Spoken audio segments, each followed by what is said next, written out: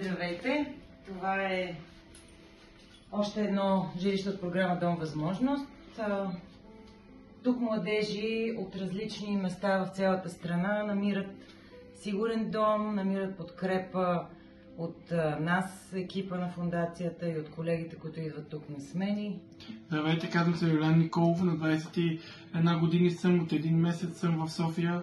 Искам да благодаря тук на хората на фондацията, че ми дадоха подслон, намериха ми работа, помогнаха ми да се развие и продължават да им помагат. Тук е много хубаво. Здравейте, аз съм Натали, на 22 години, родена съм в София, живея в Дружба.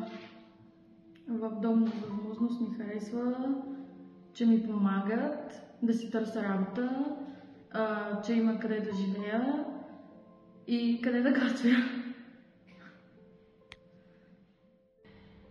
И за това сме много благодарни на всички вас, че така помагате и имате сърце за тези млади хора, които наистина в този момент нямат никой друг, освен нас и вас.